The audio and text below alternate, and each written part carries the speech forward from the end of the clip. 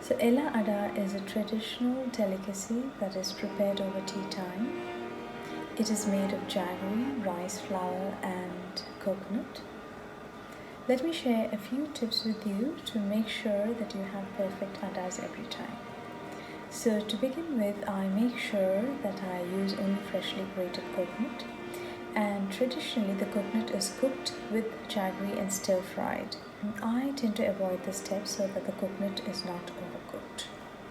To get the dough nice and soft, make sure to use boiling water and mix it thoroughly, close it with a lid and let it rest for some time.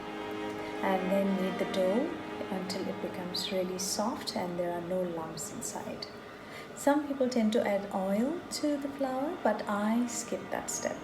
I also avoid the step of adding oil to the leaf before spreading out the dough. Another point to remember is to not overcrowd the steamer because it will not cook through. The ada needs to be steamed only for 8 to 10 minutes, not more than that. Growing up in Kerala, using coconut and its products comes so naturally to me.